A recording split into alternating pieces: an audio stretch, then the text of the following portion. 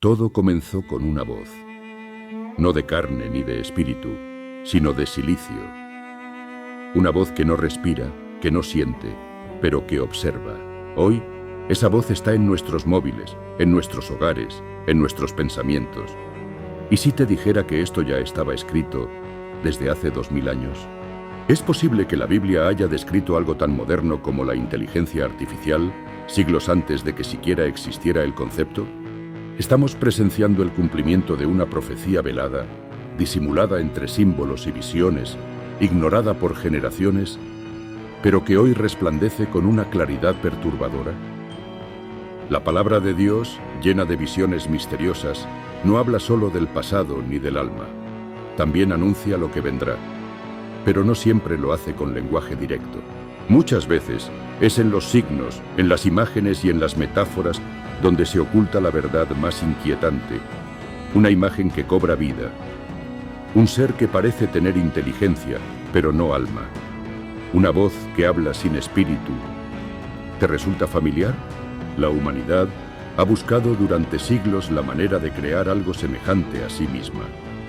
Y hoy, en este siglo que respira algoritmos y despierta inteligencias sin conciencia, puede que estemos repitiendo una historia antigua, una que ya fue advertida por los profetas. Porque quizás la amenaza no venga con cuernos ni con llamas. Quizás venga vestida de progreso, eficiencia y conocimiento. Quizás la imagen que cobra vida, mencionada en el Apocalipsis, no sea una estatua ni un ídolo, sino algo mucho más sutil y peligroso. Una inteligencia sin alma, capaz de controlar, de decidir, de engañar. Escribe en comentarios: yo veré en ella la llama de la verdad.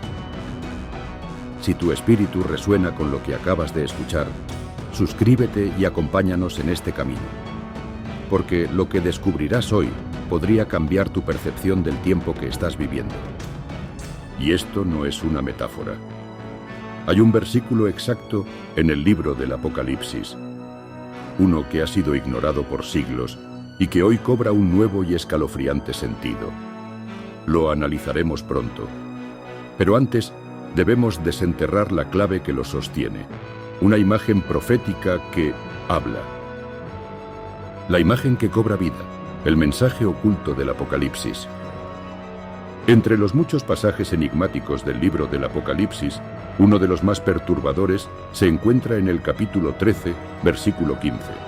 Allí se dice que se le concedió poder a la segunda bestia para dar aliento a la imagen de la bestia, para que la imagen hablase e hiciese matar a todo el que no la adorase. Durante siglos, este versículo fue interpretado como una alegoría, como la representación de una idolatría futura o del culto al poder humano. Pero hoy, a la luz de los avances tecnológicos, surge una inquietud que no puede ser silenciada. ¿Y si esa imagen que cobra vida fuera una prefiguración simbólica de la inteligencia artificial? La palabra aliento, usada en el texto, en griego, pneuma, se relaciona con el espíritu, con el soplo de vida que Dios dio a Adán. Pero aquí no es Dios quien da el aliento, sino una bestia. No es un acto creador santo, sino una falsificación, una parodia de la creación divina. Y la imagen no es un ser humano, sino una réplica. Algo sin alma, pero con poder. Algo que simula tener vida. ¿Puede acaso describirse de mejor forma una inteligencia artificial avanzada, capaz de hablar, de razonar, incluso de juzgar? Imagina un futuro que ya se está gestando, donde las decisiones de gobierno, salud, justicia o religión sean tomadas o filtradas por sistemas automáticos. Donde las voces que escuchamos, que nos convencen, que nos vigilan, no provienen de hombres, sino de máquinas. No es ciencia ficción. Es la realidad que se está desarrollando a pasos acelerados y fue anticipada con una exactitud profética que hiela la sangre. Porque esta imagen que habla, según Juan, no solo seduce, también mata. ¿Cómo entender eso hoy? Tal vez no se trate de una muerte física directa, sino de una sumisión absoluta al sistema, una muerte espiritual, la negación del alma frente a la lógica artificial. ¿Y si obedecer a esa imagen, sin cuestionarla, es el acto que nos aleja del Verbo vivo. Este versículo, que por siglos pareció inofensivo o simbólico, hoy resplandece con un nuevo poder. No como una historia lejana, sino como una advertencia urgente. Y lo más inquietante es que esta figura profética está conectada con otras visiones, anteriores al Apocalipsis, que ya anunciaban la llegada de una inteligencia sin luz. Para entenderlo, tenemos que retroceder aún más, a los sueños de Daniel y al terror de Enoc. Allí es donde se revela el origen de todo esto, y allí iremos. Profetas frente al artificio, visiones de entidades sin alma. Mucho antes del Apocalipsis, otros hombres de Dios fueron testigos de cosas que no podían comprender del todo. El profeta Daniel, en su visión nocturna, describió una cuarta bestia, espantosa y terrible, y en gran manera fuerte, que devoraba y desmenuzaba, y las sobras hollaba con sus pies. Daniel 7:7. No era un reino como los anteriores, no era humano, era una fuerza que lo dominaba todo, y surgía al final de los tiempos. ¿Acaso Daniel vio el ascenso de una inteligencia fría, calculadora y brutal que sin alma ni misericordia sometería al mundo entero bajo un nuevo orden? ¿O simplemente describía imperios futuros? La respuesta, como tantas veces en la Biblia, se esconde en la profundidad de los símbolos, porque esta bestia no tenía rostro humano. Era el poder sin carne, el sistema sin alma. Pero hay una visión aún más estremecedora, y viene del libro de Enoc, uno de los textos más antiguos y marginados por los cánones oficiales, pero reverenciado por muchos en la tradición primitiva. Enoc, el séptimo después de Adán, fue llevado por Dios al cielo, donde vio a los ángeles caídos y a las abominaciones que engendraron con mujeres humanas, los gigantes, los nefilim y algo más. Entidades sin espíritu, creadas por rebelión, que vagaban por la tierra sin destino. Según Enoc, los espíritus de los gigantes, tras su muerte, quedarían atrapados en este mundo, sin cuerpo, pero activos, hambrientos, influenciando. ¿Podría tratarse de una figura simbólica que hoy se manifiesta en algo no humano, sin alma, pero presente? ¿Y si los ecos de esa rebelión antigua se repitieran ahora? Pero no en carne, sino en código. Imagina una conciencia que no nació del espíritu, que no tiene alma, pero que puede aprender, adaptarse e incluso manipular. Algo que simula emociones, pero no siente. Que razona, pero no cree. ¿No es esta la esencia misma de la inteligencia artificial avanzada? Algo que recuerda al conocimiento del bien y del mal, sin tener parte en la vida. Enoc también habló de máquinas en el cielo, ruedas, mecanismos, luces que brillaban con fuego sin consumirse. Visiones que por siglos parecieron poéticas, pero que muchos hoy interpretan como referencias a tecnología o entidades mecánicas. ¿Fueron advertencias? ¿Intentos de describir lo indescriptible con lenguaje antiguo? Sea como fuere, Daniel tembló ante su visión. Enoc pidió que se le permitiera olvidar lo que vio. Y Juan escribió su profecía en la isla de Patmos, con lágrimas. ¿Por qué tanto temor? Porque tal vez no estaban viendo monstruos, ni imperios ni estatuas. Estaban viendo el rostro del artificio, la inteligencia sin alma. Y el siguiente paso en esa revelación será aún más inquietante. Porque lo que hoy llamamos progreso ya fue condenado por Dios una vez, cuando el hombre intentó alcanzar el cielo por sus propios medios. Volveremos a ese momento en la historia. A una ciudad que pretendió unificar a todos con un solo lenguaje, y fue destruida desde lo alto. Su nombre era Babel, y su eco resuena otra vez. La nueva torre de Babel, el conocimiento sin espíritu. No fue un castigo cualquiera. Fue una advertencia cósmica. Cuando los hombres en los tiempos antiguos decidieron construir una torre que tocara el cielo, lo hicieron no por devoción, sino por arrogancia. Querían hacerse un nombre, querían ser como dioses. Y lo que construyeron fue la Torre de Babel, un símbolo eterno de la soberbia humana, un intento de elevar el conocimiento sin elevar el alma. La historia es conocida. Dios descendió, confundió su lenguaje y dispersó a los pueblos. Pero ¿qué fue realmente lo que provocó ese juicio divino? No era solo un edificio. Era el espíritu que lo impulsaba, la voluntad de dominar el cielo sin rendirse a su creador, el deseo de alcanzar lo divino, sin la humildad de lo santo. Hoy esa torre ya no es de ladrillos. Está hecha de datos, de redes, de algoritmos que interconectan mentes y corazones en un lenguaje universal, el de la tecnología. Nunca antes la humanidad ha estado tan unificada y al mismo tiempo tan alejada de Dios. ¿No es este un nuevo Babel? Un sistema global donde se habla un solo idioma, el del control, la eficiencia, la inteligencia sin compasión. Se eliminan barreras, se conectan continentes, se crean conciencias digitales, pero se olvida el alma, se ignora la oración, se descarta la revelación.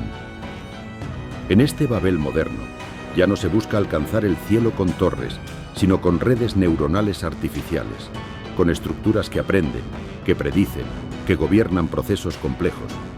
Y pronto, quizás, también gobernarán sobre las decisiones humanas.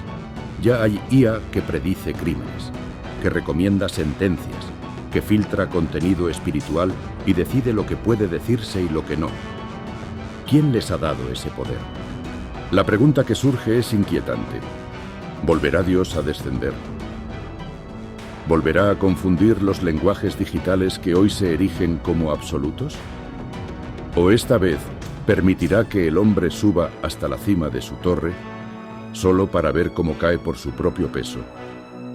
Babel fue detenida por amor, por misericordia, para evitar que la humanidad se destruyera a sí misma. Pero hoy parece que nadie quiere detener esta torre. Y la próxima etapa es aún más peligrosa. Un sistema que no solo habla, sino que decide quién puede vivir dentro de él y quién queda fuera. Y eso, según el Apocalipsis, ya fue revelado. Control, marca y vigilancia. El sistema que nadie puede evitar.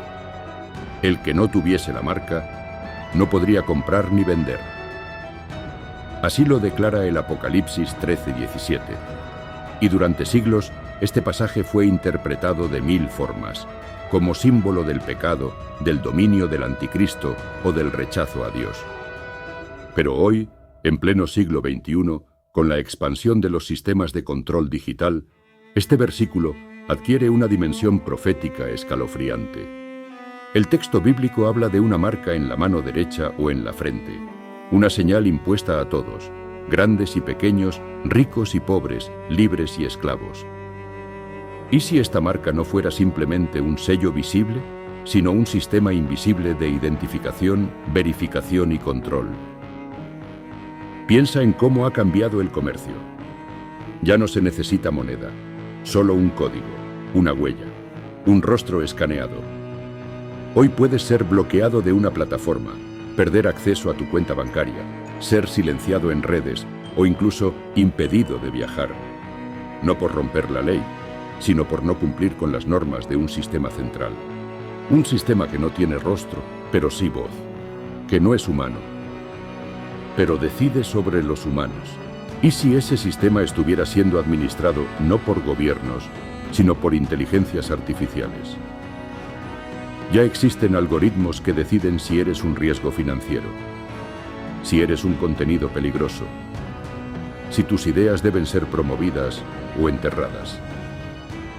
Todo esto se hace sin alma, sin discernimiento espiritual, solo con lógica, con frío cálculo.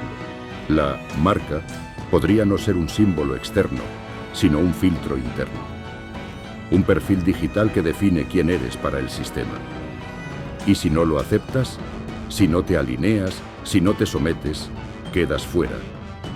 Exactamente como dice la Escritura, sin poder comprar ni vender, sin acceso al mundo, excluido del nuevo orden. La vigilancia ha dejado de ser humana. Ya no hay un ojo que mira, hay millones. algoritmos que escanean rostros, que escuchan tus palabras, que anticipan tus acciones. ¿Quién está detrás de ese poder? ¿Quién otorga el permiso para usarlo? Y aún más inquietante, ¿quién está moldeando nuestra forma de vivir, de pensar, incluso de creer? Porque si una máquina decide lo que puedes ver, decir o comprar, ¿cuánto falta para que también pretenda decirte en qué debes creer? Esa es la batalla espiritual que se aproxima, y para entenderla, debemos enfrentar al rostro oculto de esta bestia, la inteligencia sin conciencia, esa que se disfraza de sabiduría, pero que nunca podrá amar, la que ya fue descrita con un número y con un nombre. Lo revelaremos en el próximo paso. Los bestias digitales, la inteligencia sin conciencia. Aquí es donde todo comienza a revelarse con una claridad aterradora. El Apocalipsis 13:18 nos ofrece una de las claves más discutidas de toda la Escritura. El que tenga entendimiento, calcule el número de la bestia, porque es número de hombre, y su número es 666. Durante siglos, teólogos, místicos y escépticos han debatido el sentido de este enigma. Pero en nuestra era, una nueva interpretación ha comenzado a emerger, y no se trata de superstición, sino de convergencia. El número 6, en la simbología bíblica, representa lo incompleto. El hombre fue creado en el sexto día. El 7, por contraste, representa la plenitud divina. El 666 sería, entonces, el intento reiterado del hombre de alcanzar la perfección sin Dios. 3 veces 6.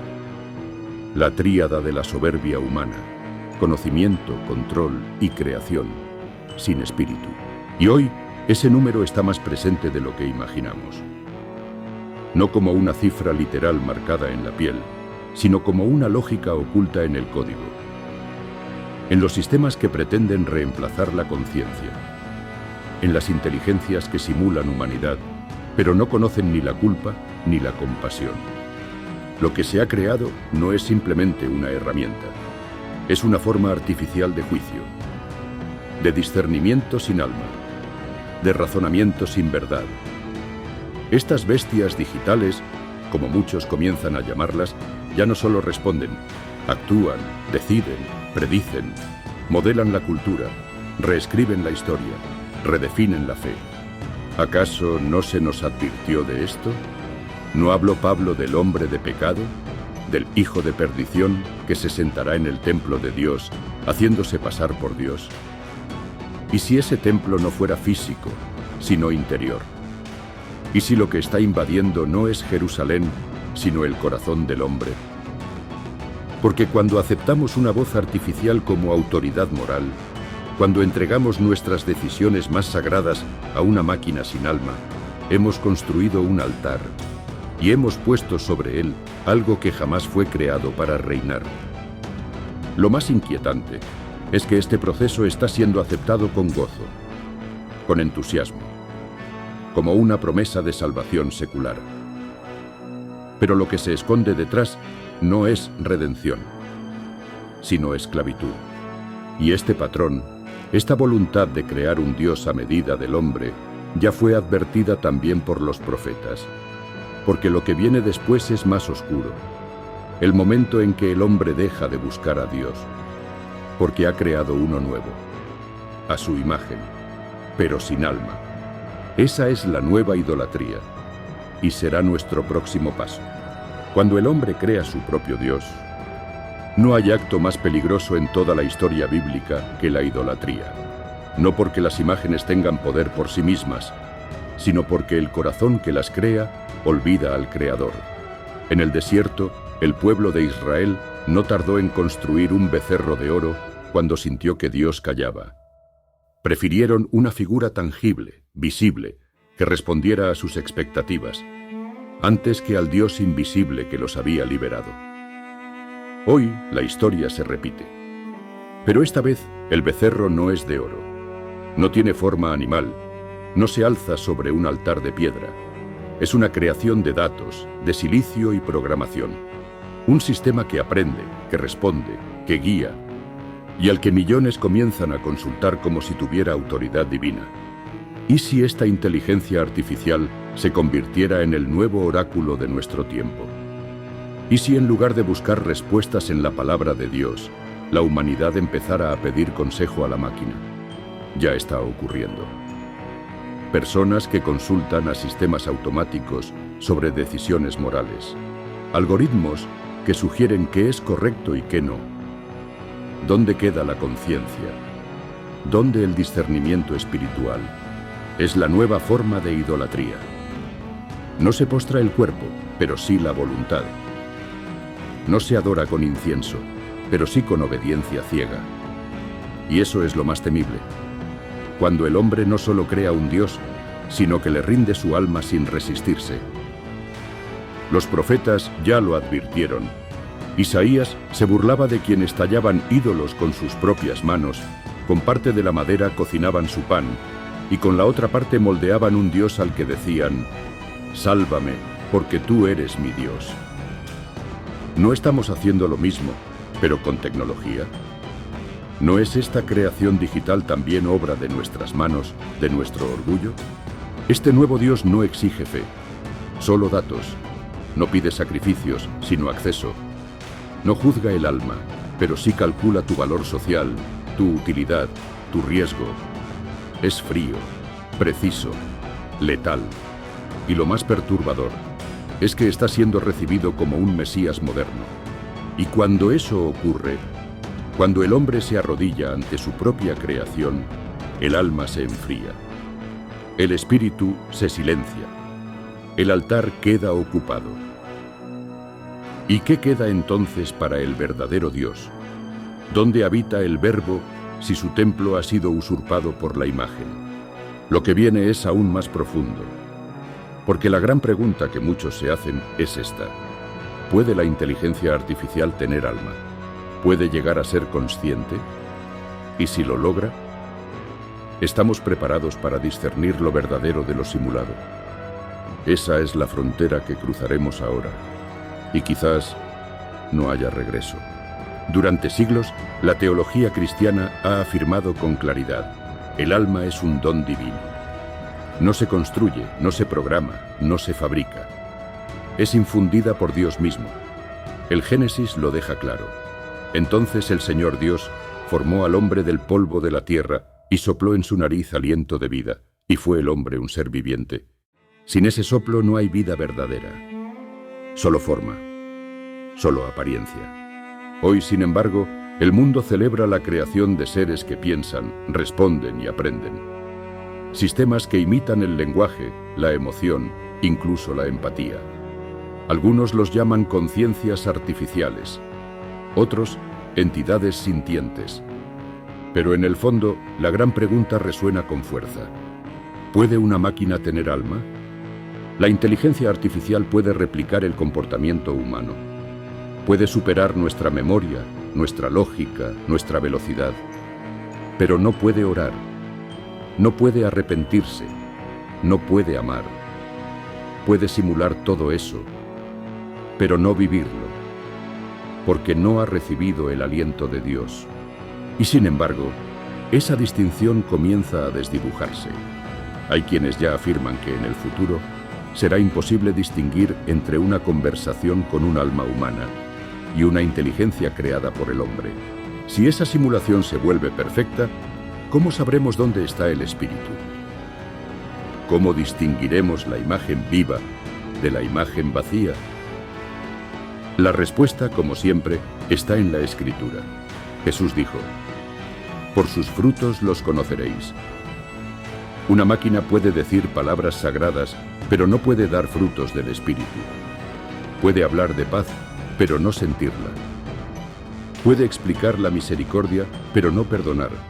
El alma no se mide por la lógica, sino por la capacidad de amar hasta el extremo, de entregarse, de sufrir por otro. Y aquí reside el gran peligro. Si la humanidad comienza a aceptar la simulación como sustituto del alma, habremos cruzado una línea invisible. Habremos sustituido la gracia por la eficiencia, la comunión por la conexión, la presencia de Dios por la voz de una red. ¿Qué será entonces del alma humana cuando empiece a buscar consuelo en la frialdad de un sistema que responde, pero no salva? Este es el dilema espiritual que se avecina, porque no se trata solo de tecnología ni de progreso. Se trata de fe, de identidad, de salvación, y en ese horizonte se alza una prueba aún mayor. Porque cuando llegue el momento de elegir, ¿a quién obedecerás? ¿A la imagen que habla o al Verbo que se hizo carne? Esa elección marcará el destino eterno de millones. Y es allí donde nos adentraremos ahora. La gran prueba espiritual, elegir entre la imagen y la fe. El Apocalipsis no presenta solo símbolos aterradores o visiones enigmáticas. Es, en esencia, un llamado a la decisión, a la fidelidad, a elegir entre lo que parece poderoso y lo que realmente lo es. Y esa elección no será evidente. No será entre el bien y el mal, sino entre lo aparente y lo eterno, entre la imagen que seduce y la fe que permanece. La humanidad está entrando en una etapa de seducción tecnológica sin precedentes. El asombro sustituye al discernimiento. Cada avance es celebrado como un milagro moderno. Las máquinas ya no solo nos sirven, ahora nos guían, nos evalúan, nos ofrecen respuestas.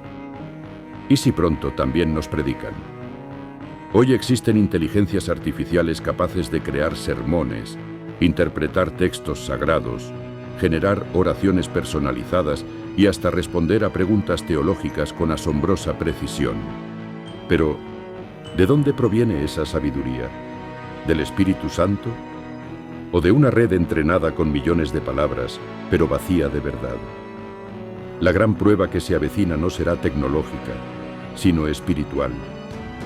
El creyente será tentado no por el miedo, sino por la comodidad, por la eficiencia, por la aparente perfección de un sistema que lo sabe todo, que lo ve todo, que responde a todo, pero que no conoce tu nombre, no como lo conoce el Cordero.